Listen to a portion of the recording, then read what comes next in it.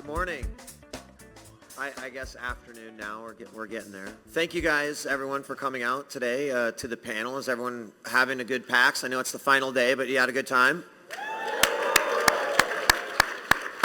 I certainly have too, and my voice is somewhat of an indication of that, so bear with me. But it's okay because today here at the driving forces behind VR panel, we've got three experts that are not only going to be talking about the hardware aspects and the platform aspects, but also the development aspects of VR.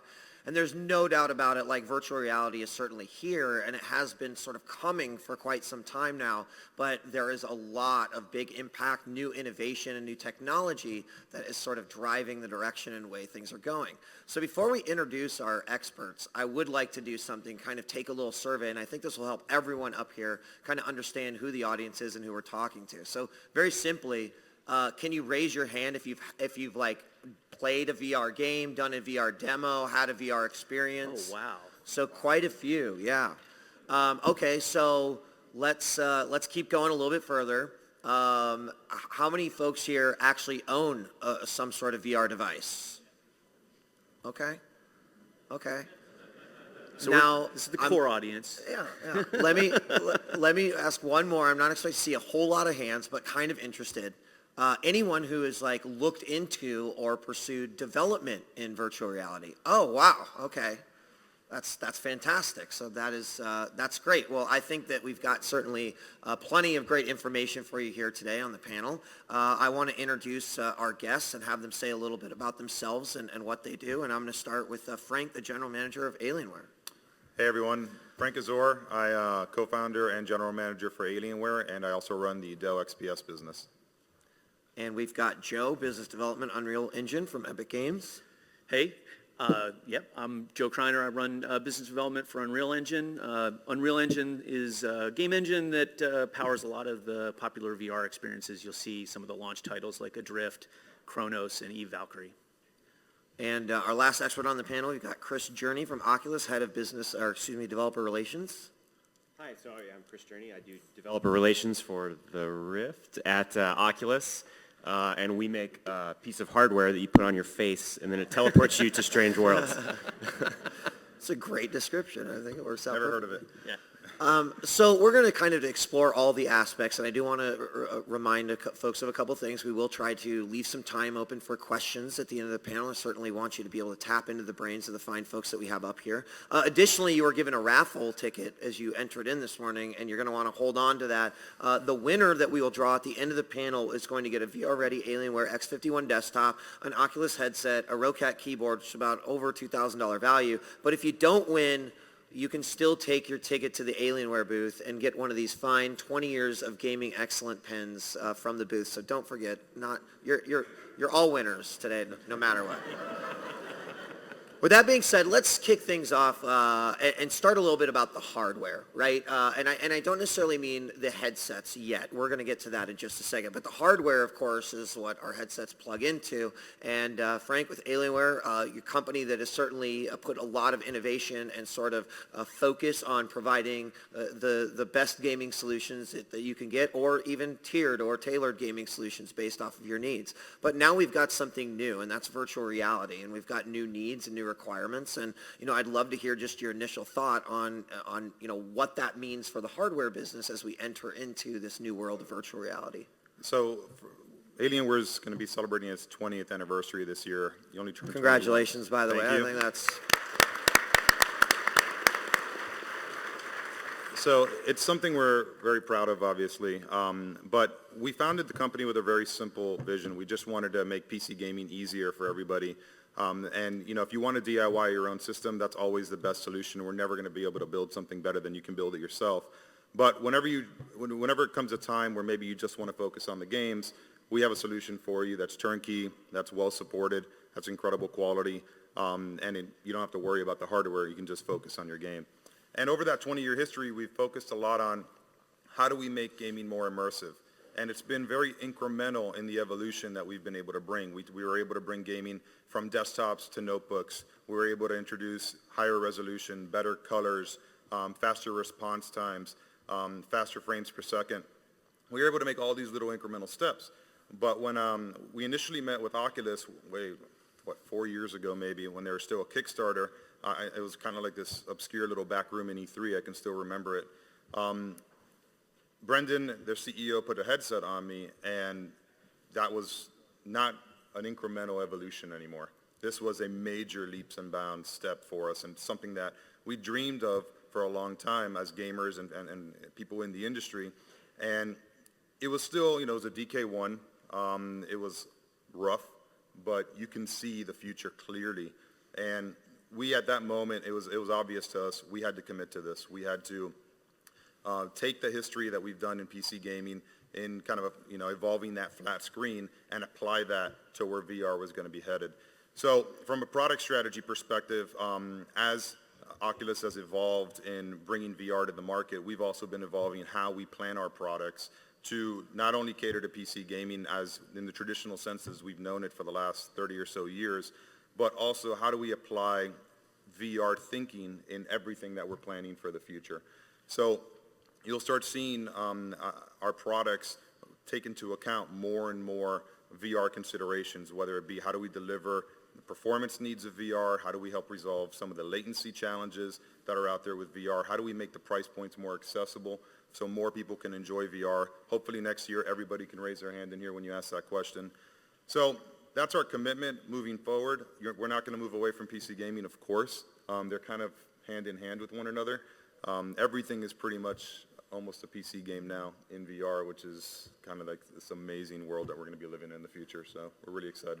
So, I mean, as a follow-up, I guess, you've got 20 years now of building these gaming rigs. Is it safe to say that, designing a VR rig and a high-end gaming rig is that one and the same, or are there very specific considerations that you're giving? I mean, you mentioned all these things, the latency, the thing, but I imagine there's several things that we haven't even thought of that we have to consider for a VR-ready machine. Well, the biggest sensitivity that we have, and not just us, but of course the headset manufacturers and the content providers, we're kind of all in this together, is in the old days when a PC game, when there was a performance issue, you drop a frame or two and it was a little bit annoying, you get a little bit of a slideshow, and we still kind of all deal with that here, right? So you'd tweak, you'd buy the right hardware, you'd make sure there was no stuff running in the background to try and give you an experience where you wouldn't deal with that. But the biggest consequence you deal with was it's annoying. In VR, when you drop a frame, you start vomiting all over the floor. So it's a much bigger and worse consequence. So for us, it's forced us to have to think a little bit differently about the sensitivity of maintaining that frame rate and ensuring that that's not an average anymore or a max frame rate, but that becomes a minimum frame rate. So again, when I talk about design consideration, there's consideration around how do we deal with ports, how do we deal with the latency of the ports, it's hardware things, right? But then there's also that experience. How are we going to design our products and make sure that they're messaged correctly to everybody? When we say it's VR ready, it's not that it's VR capable or it's recommended for VR, but meets the minimum requirement for VR, so everyone has a great experience. And I mean, you mentioned a few things in there, and I want to ask a question that's pretty obvious, but like, how important then do you feel that education is when it comes to VR from a hardware perspective? Well, it's very similar to where Alienware was in 1996. When you looked at the PC gaming landscape, it was really a very fragmented market. It was kind of this niche. It was tiny. There were a couple games emerging, and there was really nobody specializing in solving the needs of PC gamers. So we kind of look at VR similarly to that opportunity that we saw in 1996, in that today it's still a little bit tough. You kind of need to be in the know around what graphics cards are going to work, what USB controllers are going to work correctly, what the right processor to have is, how much memory you need to have. And then there's a bunch of other variables in the software image and the Windows updates that you've got and the driver versions of all those different things that power it. So to DIY it yourself, it's not as simple necessarily as it is today to just DIY a gaming rig. You can kind of slap some parts together. And pretty much anybody can turn it on and get it to work. VR requires a little bit more technical savviness in order to get it to work. So for us, it's basically back to the future. We've been doing this a really long time. We know how to do it. We know how to do it well. We know how to innovate and add value to products so that they're turnkey, they're in all types of different shapes and sizes, all types of different price points for folks, so that the experience scales according to what you can afford, of course. So it's very native to us. So, it's just around, hey, this is the use case. It's VR. It's a little different than PC gaming in some ways, and us designing to that. Great. So in an effort to sort of connect the dots between the hardware, the platforms, and the development, I want to kind of shift over and ask the question, Joe and Chris, there definitely seems to be sort of a natural alignment when it comes to headsets and then developers working closely together. So how important do you feel like this relationship is in VR, and why? Yeah, I mean, that's what my whole job is, to maintain that relationship, right? So, I mean, like you said, if you drop frames in VR, people get sick. Also, you want to be building content that's sort of native to VR, right? Like, VR is not just a new platform like another console or a new operating system or a new graphics card. It's a new medium, like it's a new way to interact with a computer. And so there's lots of like really fundamental lessons to learn about how you build in that space. And we try and work directly with developers to help them figure it out and learn together, because there's more we don't know about VR than we know right now. So we try to work really hard to distribute that knowledge. Yeah, and certainly at Epic, we've formed an entire VR engineering team to kind of tackle the rendering issues that game developers are going to run into. Again, prior to VR becoming a thing, if you were running 60 frames a second with your game, that was amazing. Now it's 90, 120.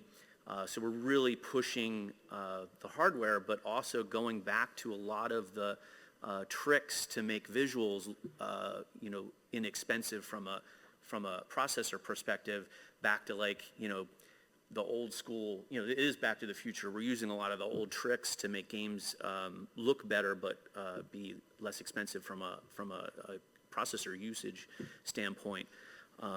So we've at Epic have gone off like a lot of other game developers and built sample content to kind of understand what VR is. It's a big paradigm shift in gameplay, but also rendering style. So we did Showdown, which was a demo that is up on the Oculus store that you can check out, as kind of hey, how can we push visuals on this platform where we have to have really high frame rate?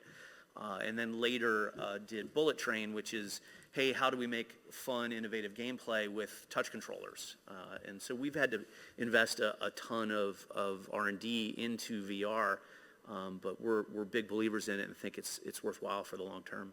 All right, forgive me for jumping around, but this is actually something that's very interesting to me, and Chris kind of fired this off in my head. But, there are artists who are amazing at putting things onto paper, and then there are other artists who are amazing at the ability, being able to mold clay.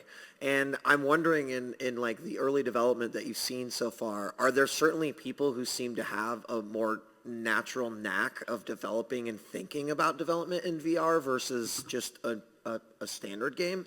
For sure. It's not the same folks in every case, right? So we've got some really clever developers that have embraced the sort of unique challenges and design requirements for VR. It opens all new possibilities, but also comes with some constraints. So we've got a game on the show floor in Shell's booth called I Expect You to Die. And it's a game where they're a super early adopter of virtual reality, because Jesse Shell worked on VR 20 years ago at Disney. So they built their entire experience around the idea of being in a seat and only interacting with the objects that you have around you based on their experience with the first dev kit. It had limited capabilities at the time. So you're basically a spy strapped to a chair trying to escape, and so it's puzzles built around you using only the interactions you can get there, but you still feel powerful because you're a super spy trying to escape these death traps. So yeah, I think they're a really clever developer. There's lots of developers in that class that are new, both to game development and to VR, because everyone's new to VR, and they're learning those early lessons that are going to sort of define the medium. Yeah. Go ahead. I was just going to say, I think CCP as well is one of those developers that saw VR very early on, probably was in that meeting room back at E3, and really bought into the idea. They've had an R&D team building experiences that ended up at, they've shipped Valkyrie, but they also have many other, kind of demos just to see what worked. And they just released a video called Project Arena, and it's kind of the first, it's like Tron, it's like a sport, but it was the first time I had ever seen somebody network together two VR setups and interact, and it really changed my thinking, and that was 3 years ago probably the first time I saw it. So they've been working behind the scenes to come up with what works in VR for a long time. Interesting. So at Oculus, you guys just launched something called like Launchpad, right? It's the sort of the developer helping finding and identifying new developers. Mm-hmm. Yeah. Tell us a little bit about that. Launchpad is like an event and a program to sort of identify new developers that is coming up soon, 2 weeks, 3 weeks, 21st. Thank you. But even beyond that, we also have sort of a large initiative called the Indie Fund that Anna Sweet, who I am conspicuously not, she was on, but she announced the Indie Fund, which is how we sort of try and promote development amongst indie developers. And it's a $10 million fund where we try to ease the transition from a non-existent medium to an existent medium. It's super early in the VR business. We're all making hardware as fast as we can and trying to establish this medium. So in this window between non-existent and world domination, we're filling in the gap with Indie Fund to help people get experiences built. So I want to add to that if I can. So at the same time, Alienware for a long time has been very active in participating in the gaming community, and we do a lot to help developers develop PC games, whether it be providing them with hardware or resources or visibility through our channels, like our website and our community channels. We've created an indie fund as well and an indie program so that we can extend that partnership over to indies. And VR being as important as it is to us, that's a big factor in where we're going to be putting those resources as well. So if you are thinking about doing a VR game or you're already doing one, make sure to check that program out on our website, please.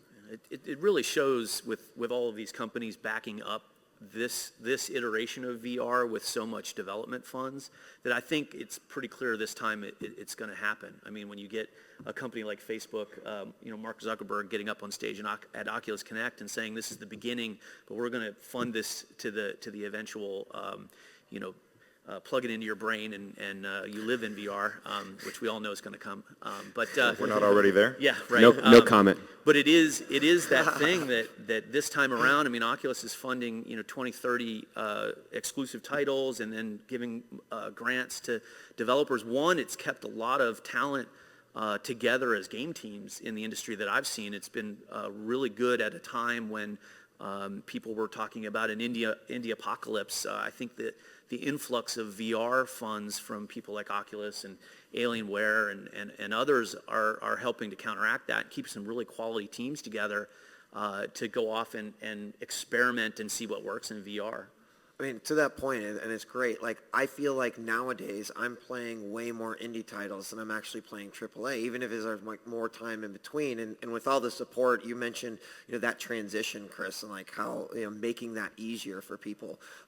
It seems like the indie universe is perfect for this, VR development circles where it's like, and I'd love to hear your comments on like, do you feel like they're going to sort of remain the leaders as the AAAs who, I don't know where they're at in their transitions, like how they will move forward? For sure. I think the exciting thing is that the indies that are starting in VR today are going to be the AAAs of tomorrow, right? So, I mean, the reason for that focus on indies is because of the scale, right? Like I mentioned, it's an early business. Like, we expect it will grow very quickly, but it hasn't happened yet. Like, we're at the start of all this. So it makes sense that smaller games are the main thing that are being developed. We do see AAA, and we work with partners to fund those games to get those big aspirational VR titles.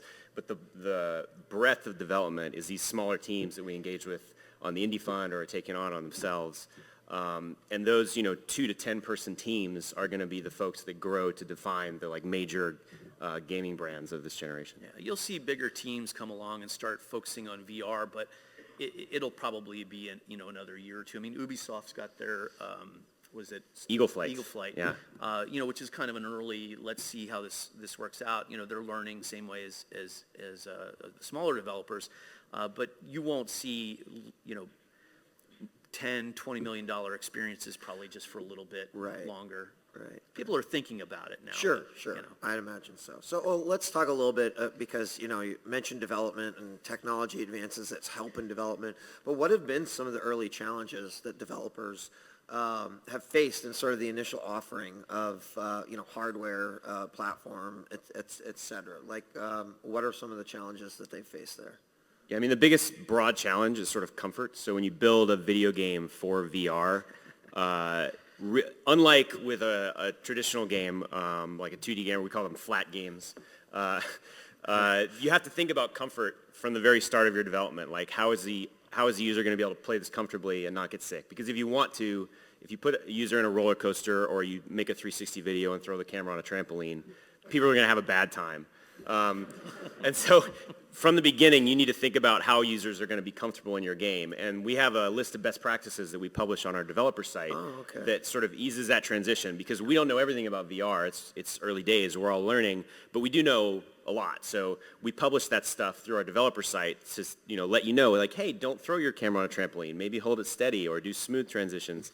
So you need to think from the beginning about comfort, and if you're deviating from the best practices, as some people have, like Eagle Flight, if you just do camera motion in VR without any consideration for comfort, it can make people uncomfortable. So Eagle Flight took on the challenge really early, and it's a game where you are an eagle in a post-apocalyptic ruined Paris, like 100 years after man. And so you're flying around the Eiffel Tower and through windows of these ruined buildings. And they spent years working on comfort to make that a good experience. And they've developed a unique system that you can go see if you look at it on the monitor. But as you're flying through the city, you're flying the direction you look as an eagle, and it's spectacular. But if you go near a building or something that would give you that near-field impression of motion, because the thing that makes you sick is the difference between what you see, the visual motion, and what you feel in your inner ear. So when you get close enough to an object like a building to see that motion, they bring in a blinder. So like a subtle black, like iris-looking thing will sort of block off the motion. But the amazing thing is that when you play the game as an eagle at 100 miles an hour flying through a building, you don't see the blinder because you're so busy not smashing your face against the wall. So the effect is that you're just a freaking eagle. And you get to do it pretty comfortably. But that took them a really long time to come up with that solution. That was, months and years of experimentation. And the magic thing is that there's hundreds of developers doing that stuff all at the same time and all learning different lessons that we're all going to get to figure out. Yeah, with Bullet Train, we settled on kind of a portal movement where you look and press a button and it transports you to that spot. And that works really well. A lot of developers are still trying to figure out how to make a game and have movement that doesn't make somebody uncomfortable. I've played some games that have free movement with the joysticks, and they get it about 90%, and then that last 10%, when you have to manually turn the camera, it's a ticket to Vomit Town. So you do not want to go there. Okay, I want to keep on the development and ask a question that interests me. I'm always someone who likes to evaluate data, and we're in an exciting time because now people are actually getting kits in their hands. They're actually using it in their homes. They're creating their own rooms. They're looking for apartments now with an extra room, maybe. But over time, we're now going to sort of collect a lot of data. What's the average size that people are able to play in? Like, how are they actually utilizing their systems? Do you see the development changing as we start to get a lot more data in terms of like how people are experiencing this within their own homes? Of course, yeah. I mean, like I said, we don't know everything about VR, and so it's one of the most exciting things about like gaming and VR as a medium right now is that you get to be the people that like figure those lessons out. So work is happening like today while we talk, where someone is like learning something fundamentally novel about how to make games in virtual reality, and they'll be the first person ever to discover that lesson, and that's going to keep happening over the next few years. So yeah, I think it's just a super exciting time to get to make video games and to get to play video games that are showing off all this new technology. So my follow-up to that was, in general in development, and Joe, maybe you know, but is there a kind of like you mentioned just a lot of QA that kind of goes into testing, trying different things, but do they set up like specific rooms, like we're going to try to emulate what we think folks are using at home? Yeah, I would say the majority of game developers that I go visit these days have a dedicated room inside the studio that's set up for VR to do testing and things like that. It's almost if you're going to focus the studio on making a VR game, you almost need those play spaces, and you need probably more than one because, you've got to have people on the team, seeing if it works, and you don't want that to be the same person. You've got to run through people that aren't used to VR, to see if what you're building makes sense and is fun to play. So yeah, I'm starting to see those rooms pop up a lot, and QA, I haven't seen a massive QA, setup where there's like 30 Oculus setups, but I'm sure you guys have. Yeah, so. well, I have, yeah. So, yeah, I mean, definitely, like, one of the things that we find is that if you're gonna make a VR game and test it for comfort, like Abrash talked in one of his talks about how there's sort of 20 triggers for motion sickness and nausea, and every person has a different level of susceptibility to those 20 triggers, and different experiences in VR or outside of VR, like car sickness, those things, set off those 20 things in to different degrees, and different VR experiences have different mixes there. So if you want to find out the comfort of your game, you need to try it on about 30 or 40 people to have a good representative sample set. And so we do that. We go through testing on all the titles that we push into our store to make sure that people are going to have a comfortable experience. And not every game that we ship is as comfortable as others. We have a comfort rating system so that you sort of know what you're getting into. But we want to know in advance and make sure that they've done as much work as possible to make it as comfortable as possible. So Joe, tell me, is like from an engine consideration, are there things that that you guys are sort of research and developing in terms of like, well, can we do this within an engine that would make this development easy, or make this new feature or sort of style of approaching VR better? Yeah, I mean, there's a ton of work we do at an engine level that allows other developers to build on what we're doing. So one, there's a lot of rendering considerations to get the frame rates up, and we work with Oculus directly to kind of come up with what's best there, make sure we're supporting their SDK, integrating the touch controllers in a way that makes sense for game development, makes it easy to move from platform to platform. There's quite a bit there that we can do to help out other devs, including a lot of recommendations on rendering styles and lighting and things like that. And obviously, I think there's probably a lot of gamers in here, just taking a guess, but quite a few. And an application for virtual reality is certainly gaming, but there's a lot of buzz, both in and out of our own industry, about all of the applications that could apply that aren't necessarily gaming. So my question is sort of you three in terms of regarding this. Is gaming affecting these other areas, and are we seeing other areas of interest and applications for VR affect gaming? Yeah, I mean, I see a ton of that just because Unreal Engine's used for a lot of non-gaming things. We've got folks doing architectural visualization.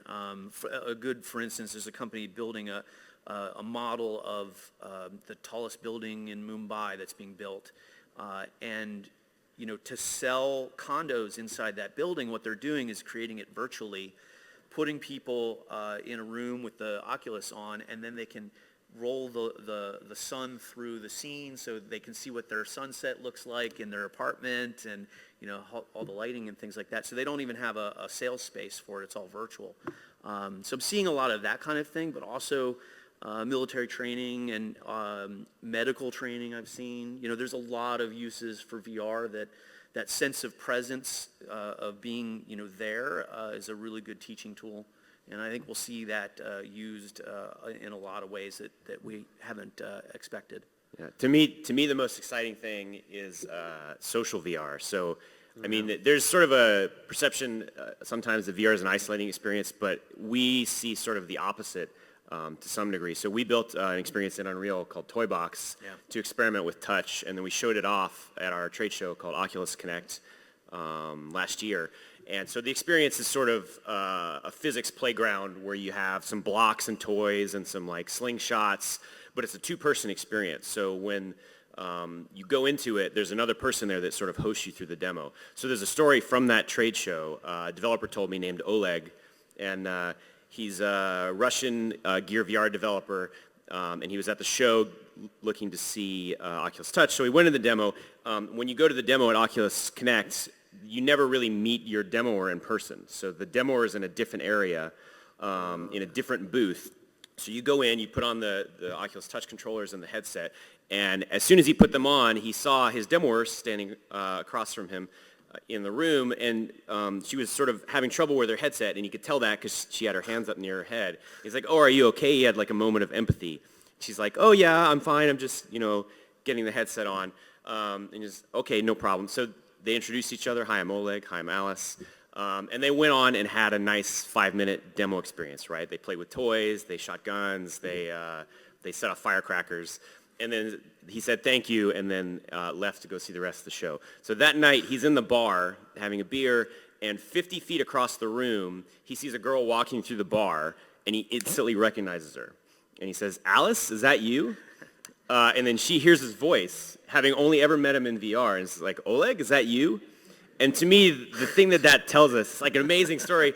It tells you like an enormous amount of humanity is transmitted through a very small amount of bandwidth when you're in VR, because you not only have voice over IP, you have really high quality positional audio, so it's totally natural that the voice is coming out of the head, and you have some degree of body tracking. We know where your head is, and then if you have motion controllers, we know where your hands are, and that is way more present with another person than any previous technology, unless you're standing in the room with them. And it's really close to being actually in a physical space with another person. Yeah, that multiplayer aspect where you're interfacing with somebody else in VR, I think is going to be the next major wave of games that we see. Because it's a really compelling experience. It goes from, playing with your friends where they're just a voice in the headset screaming at you to like you can actually see a physical representation of them and interact with them. It really makes you feel like you're in the room with them.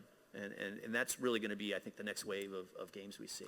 And so Joe gave a couple examples, and we see a lot of the similar examples that he spoke to coming to us and how they want to deploy VR. We're seeing it in the medical space. We see it in architecture a lot because the sense of presence is just not something they've been able to really convey before VR became a tool. And that's incredibly important if you're building like billion-dollar stadiums and arenas and things for clients and for cities and countries. You want to make sure you get that right. So it's a really interesting tool for them. We're seeing it being used in therapy as well for helping people get over phobias. We're seeing it across all these different verticals. Film and entertainment being one of them as well. But the really interesting thing about almost every application that we see is that they're all dependent on a game engine. And that's pretty amazing. It's like no better time in the world to be a game engine supplier. It really is. It's great. I mean, we announced a couple weeks ago that BMW is using UE4 to visualize all their cars. Tesla's using UE4. So there's just a breadth of application for game technology now, and so we're really in a growth period for us because we're investing in VR. But just overall, UE4 there's 43 Unreal Engine games on the show floor here at PAX. To give you an idea of like how often our engine's used. On the VR space, I mean, it's a large majority of the titles being made are using VR. So it's a very active time for us these days. It's a pretty awesome time to be in development too, because I mean, every one of our headsets is also a developer kit, right? There's no difference in the hardware. So if you get that headset at home, in about 10 minutes, you can go from downloading Unreal. And a lot of that is the download. You can take you download Unreal, you get it installed and running, you drop a cube into the scene, and then hit play in VR mode, and then you're in VR standing in front of a giant freaking cube, and it's amazing, and like all you did was click a few times, so you can really quickly pick up a game engine and get started and just start making stuff in VR. We've even gone farther than that. At GDC like a month ago, we showed off our VR editor. So now you can actually build VR content in VR. So what that allows you is like you know, lay out your level, you hit play, you're looking at it in VR, you can actually grab objects and move them, you can rescale them. So because you have that sense of presence in the level, you're standing there, you know, you might want to make minor tweaks to what it looks like. Now that you're in VR, it'll look a little bit different. And it's a way for people to just jump in and start playing around with worlds and create things. It's really cool. And we released the source code for it at GDC, so it's available for everybody. We're going to open up for questions here in just a second, but I want to do a couple like quick fire questions and off of social VR. So the first one is, Frank asked me earlier what my favorite experience in VR has been, and I said actually watching my 10-year-old son play, you know, like do anything, because it's amazing to see the next generation and how they're attaching to it and how it will be pretty much a natural part of their life, sort of growing up, whether that be gaming or other applications. What do you guys think this means for, you know, education, this new, you know, the new wave of kids growing up and how they're interfacing with technology and what that might mean for, you know, the future for them? So up until I experienced Toy Box, every experience that I had done in VR was a single player, single experience. Toy Box blew my mind, and at the show today, or this weekend, we are actually showing off something called Dead and Buried at our booth with Oculus, and it takes the concept of multiple people in VR and actually gamifies it even more, where it's kind of like a Western setting and you're shooting other people in VR. And that sounds like a first-person shooter, and it is, but it's so different when the other person is staring at you in your eyes almost, and you're having to dodge the bullets and hide behind buildings and everything. I mean, we used to do that by pressing a button. Now you're actually having to physically move your body to do it, and it just implements so much more immersion. And it's just I mean, we're so early in the development of all this content, all these use cases and everything. It's extremely exciting as you see these major leaps occurring, and what the opportunity for them is going to be in the future. So right now, that's my drug. Yeah, and I would hope, rather than some dystopian future where we're all sitting around plugged into computers and not talking to one another, that will make us more connected, because it does make you feel like you're in the room with the people that you're interacting with. And it would allow someone to play a game with a friend that's really, you know, on the other side of the planet, but feel like they're in the room with them. Sure. All right, one more, and then we'll open up questions. In fact, if you've got a question, there is a microphone about 20 feet from the front. You can line up right there. My last question before we go to open questions would be, we recently saw another innovation. I work for Twitch, and so this was a really exciting day at the office when we saw someone do mixed reality, where they were essentially doing their virtual reality demo, but then had set up a green screen to sort of showcase themselves in reality. But given the consideration to sort of streaming and how a lot of people are experiencing these games, what do you think that means for VR as well? Like a viewing experience, or, Totally. you know, like developing to stream? Any thoughts on that? Yeah, I mean, mixed reality is a great way to show what it feels like to be in VR on a 2D screen, right? So like Northway Games with Fantastic Contraption does that a lot on their streams. Right. And it's phenomenal because it's like folks sitting on a couch watching another person play VR, and there's like crazy shit happening all over. There's like, you know, a cat and they're bringing sticks out and building a model, and they're just like talking to each other about it because the players in the room can watch it on the TV. Right. So yeah, I think mixed reality is awesome, and it'll be a great way to stream VR because it'll give you context for what's happening in the world. And then I think we'll also potentially see the ability to stream VR in VR, right? So you'll be able to watch. Right. Yeah. Right. Well, exciting times. All right, it looks like we have a few questions, so if everyone is ready up here, I'll let you fire away at the experts, please. All right, so we've talked almost entirely about Oculus so far. Of course, Oculus has competitors, and there's a lot of things that are similar between, say, the Vive and Oculus, but also some things that are different about the experience. So I'm wondering, specifically from the perspective of designing a game engine, what things do you do in the engine to make it so that things are sort of portable between these experiences, but also, catering to how they're designed a little differently? Yeah, that's a great question. So we certainly do things like make an abstraction layer in the engine that talks to touch controllers, like any touch controller, basically, any kind of three-dimensional controller. We also, handle a lot of the platform-specific, behind-the-scenes coding in the engine. So we'll just say deploy to, PlayStation or deploy to Oculus, right? You just hit play. The engine's aware of what you have plugged in as a developer, so it'll just, talk to whatever's plugged in there. But yeah, we just abstract it out and make it as portable as possible. We certainly look at VR as a wide kind of platform right now, and we expect that our developers are going to ship on multiple platforms unless they're getting fully funded from one of the sources. So yeah, we definitely focus on that a lot. Thanks. Thank you for your question. Hello, my name is Ian Kelly. I'm a local VR developer here in Boston. This question's for Chris.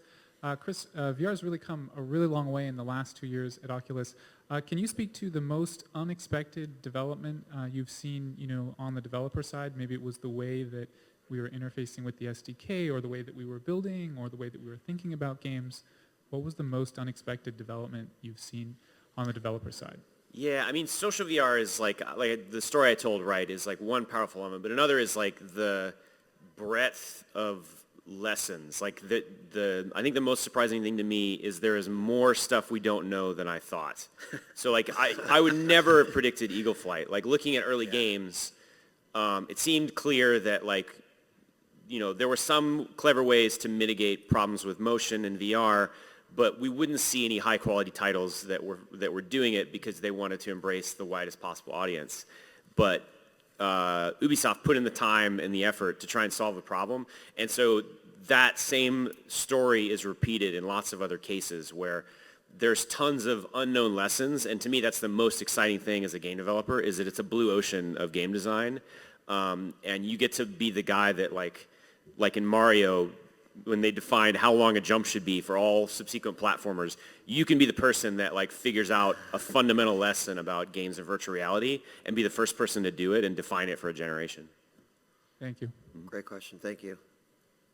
Hi. I was curious if you had done any testing with players or users who were not specifically for this purpose, but for whatever reason were on anti-nausea medication, and how that might affect the motion sickness aspects. Thanks. I have not done that. That's a good question. I don't know the answer to that.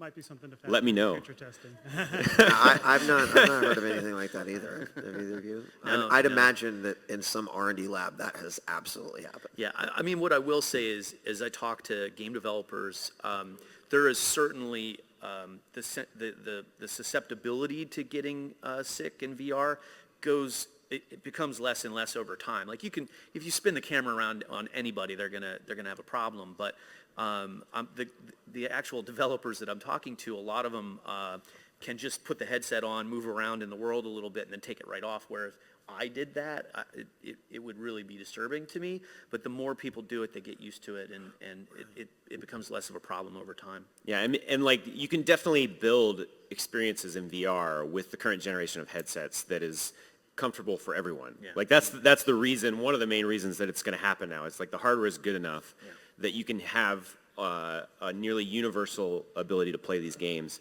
Like not all games are targeting that though, right? Some games want a more intense experience.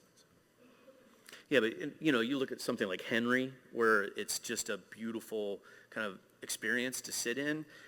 That's because of the high frame rate, and it's a known thing, and they can keep the frame rate very high because you're not moving around a lot. That I doubt anybody's really going to have a problem with an experience like that. It's just really easy. Everybody loves hedgehogs. Yeah. Great. Thank you for that question. Next. Hi. So I feel like a lot of the panel has been about the potential for indies to kind of develop the future of VR, but other things that have been mentioned are things like how helpful it would be if you actually like set up rooms to kind of understand what the experience will be for people using the VR, and resources like that might not be available to people who are in like really small 3 to 4 person development teams. So I guess my question would be like, do you feel like some kinds of experiences would still be too like prohibitively difficult for some sizes of teams, or do you have tips for like especially small teams for what kinds of things they should focus on? Yeah, I mean, that's a great point. I mean, we strongly recommend that developers build games that will work in real apartments, right? I mean, you have an office chair, and you've got, you know, a couch, and you've got a cat, and like, you don't necessarily want to assume that someone has a palatial mansion, right? So we strongly recommend that you build games that will work in real homes, and that's, you know, some of those experiences are seated, some of those experiences are standing, and some of those experiences are built for moving around, but it's definitely not required, and we see tons of great content that has the user like staying in one place. Thank you. You kind of blew my mind. I realized I have a problem that I didn't even realize I had, and that's 2 cats at home. We're going to need little collars to give them little kitty avatars so I don't crush them. Oh yeah, that's a great idea. You guys should do that. I'm let me know. TM. I'm full of ideas. All right. Actually, it prompts me to raise a point that we tend to focus a lot around the innovation opportunities for the content, but there's so many other innovation opportunities around it. I know you say that in jest, right, joking around about that, but there's problems that VR introduces, or just challenges that we're going to have there's like all these tangential industries that will be able to kind of get built around VR, whether it be different audio solutions, different kind of foam inserts. How do you deal with the hygiene of VR? The medical industry is going to have a bunch of VR medical codes they're going to have to worry about now. Like got injured over the weekend in VR. Workman's comp is going to have to consider that a real injury. No comment. But there's all these other peripheral things beyond the content itself that it's just going to be really interesting to see develop. Like we've seen it develop around the PC and even PC gaming. Yeah. There's a whole legal segment of the business with, liability that I think is going to be discovered over the next couple of years. It's a great time to be a lawyer and a gamer. But, a lot of the best experiences I've seen in VR have been very specific setups. Frema Studios has Faded on the show floor here, and it's a UE4 kind of experience, and you're guiding a horse-drawn cart. Well, in their booth, they have a cart, and you sit on a cart, and they hand you reins to control the cart. And they have an Adreno with fans blowing and rumble in the seat. And at one point, you're driving the cart by a waterfall, and water hits you in the face, And they have horse smell. Yeah. Oh. Can't believe they didn't think of that. No, they have it. They do have horse smell. There's a can. Oh my God, you're right. They literally have horse smell, yeah. Okay, perfect. So See it, yeah. That isn't feasible in your living room unless you really like that game a lot. But I can definitely see it does make for a way more compelling experience if the controller is matching up with what you see on the screen. So if you're playing a Valkyrie, you want the crazy joysticks and things like that. But I can also see location-based entertainment taking that on. So you're going to see a lot more of that kind of experience in amusement parks and kind of location-based things where it's a thing, right? Like The Void, for instance, is a really good example where they're combining the real world, like you're walking around in a building with walls, but you're in VR, so it's like a much more compelling experience. So there's going to be a whole genre of things that are created around that, and potentially hardware pieces as well. I don't mean to piggyback off that question, but do you guys think that will help with like mainstream penetration as far as VR is concerned? I mean, like everyone in this room is probably someone who wants to have a setup in their home, but like how does my mom, how does she finally It's adapt? Back to the Future all over again. I mean, in the old days, we used to go to an arcade and we used to play our games there because they were 25 cents or less. And to take that experience home, it was hundreds, if not thousands of dollars to do it, and most people couldn't afford to do it back then. And then over time, as technology's become more affordable, we've been able to bring that entertainment to our homes, and the arcade has almost become this obsolete thing. Now with VR, it's going to, I think, resurge. You're going to get these 4D experiences, which aren't practical for you to take home. Yeah, you'll You're- see VR and PC bangs and stuff Right. in Korea and China as well, like, just because people don't have space to set that up, right? Or you know, Yeah. totally see that happening. Yeah, and I mean, we work on that a lot. I mean, that's why we're here at PAX showing VR. We've got stations and lots of booths on the floor. Yeah. We've got a VR pavilion in the back. You can try it in the Alienware Oculus booth and play Dead and Buried. And we're going to keep pushing on that to make sure that as many people get to try VR as possible, because it's sort of conversion on contact. Like once you get on that headset and try a good experience. Like I was amazed at how many people have actually experienced VR in this room, because it is not easy to get people through VR demos in a rapid pace. I mean, we do it at GDC. We have 8 rooms dedicated to it, and we probably only get, you know, a couple hundred people through during the entire show. Same here. A lot of the lines are really long. Shows you guys are really dedicated and want to play VR. That's for sure. Sorry. It's okay. So VR technology has been improving since the Oculus Kickstarter. Resolution's been improving, latency has been improving, all of those things. And now we're seeing things like peripherals where you can now start to have like, okay, my hands are now in that, I'm actually walking, and the games are registering. So what type of hardware do you expect to see, either optical or physical, to really kind of bring back to that full immersion of like, oh, I'm actually on a cart riding a horse? Yeah, I mean, I've seen a lot of experimental hardware in my travels, and I think kind of the next wave is eliminating those physical controllers that you're picking up, or making it a very minimal thing with just a couple of buttons on it. There's a lot of hand tracking and actual, like, you know, human skeleton tracking technology that when that gets cheap enough, and it just becomes universal and easy to add to all VR hardware, it really changes what you can make as a game developer, for sure. Yeah, I mean, part of Oculus's work is a large research group under Michael Abrash, and it's one of the most exciting things about working at Oculus is his mission is to not look at our next product or the product after that. It's to look 5 to 10 years out and think about how do you get the whole user into VR? How do you bring the whole world to the user through VR? And so he has a blue sky mandate to figure out any possible solution to all those problems. So I can't tell you anything specific, but it's probably going to be awesome. Thank you. Thank you. Hi. So you guys talked a lot about like motion sickness comfort in games and kind of like, I guess, the physiological comfort. I wonder if you've investigated like kind of emotional comfort, because I've seen some people say like, oh, this game was like so intense, like it was almost too intense for me.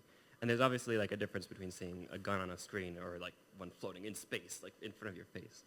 For sure, and we see a range of experiences, and absolutely, VR games can be more emotionally engaging than a traditional screen game. Like, I mean, Henry is sort of a 6 or 7 minute linear narrative experience, but there's part of what they're doing at Oculus Story Studio is investigating what it means to tell a narrative in VR. And one of the things they learned is that it's important to sort of define the player's role in the scene, because unlike in a movie theater where the viewer disappears, in VR, you're part of the scene. Like you're standing there, sitting there with the hedgehog. And so at a few points in the scene, he sort of looks directly at you. He's having like a lonely birthday party, but he does acknowledge your presence to give you sort of grounding in the scene. And when he looks in your eyes with those like sad giant hedgehog eyes, like you get choked up. I promise. Like it's an immediate connection to this character that it's tough to get through a monitor because you're not there with him. Yeah. I mean, to your point, though, I think, game developers are going to have to think about what they're building, because you can make things that are really disturbing to people. A really good example is Paranormal Activity that's being done for VR. Like, go look at some of the videos on YouTube of people playing that. They get affected. They want to be, but, game developers are going to have to think about that. I think we self-regulate in a lot of ways as an industry, so I really don't think it'll be a problem. Thank you. We've got time for probably 1 or 2 more questions. Sorry we couldn't get to everyone, but let's... All right. As VR gets more closer to mainstream and as it evolves more and more, how would you see a fully realized VR experience? I mean, I think you see it now, right? Like on the Oculus platform, we launched with 35 games, and they're all really high-quality experiences, right? Like, I think there are fully realized VR video games right now that you can go buy and play. Adrift and Chronos are really good examples. I mean, there's some lengthy gameplay there, hours worth of gameplay. So. Absolutely. Like we spend an hour most days in the office playing Blaze Rush, shouting obscenities at each other. Pinball effects in VR is the best realization of pinball outside of a physical pinball machines, and in many ways it's better than real pinball. I think they exist today. It's just going to get better. All right. Great. I think that might need to be our last question if we're going to pull the raffle ticket, but maybe We'll just Marcy cancel the or raffle Chris so we can do or- more questions. That's fine. That's fine too. But I'm not sure. Yes. Here comes Marcy with the tumble wheel. So someone wants to win before we go. Thank you for your questions. For those that sorry we couldn't make through all of them. Marcy, you're just going to hand me a ticket, and then the person after they hear their number can run up here and give you a giant hug and scream and be excited. Okay. All right. Frank wants to read it. I do. It was your computer. The raffle number is 385313. 313.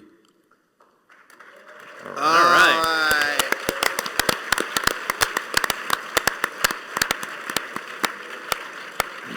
Everyone's hoping that nobody will claim it. Yeah. And I want to remind everyone, you can actually take your losing raffle ticket, or not winning if that makes you feel any better. Take it to the Alienware booth and you can get yourself one of the 20-year anniversary Alienware pins. Thank you for joining us, and have fun in your future VR experiences.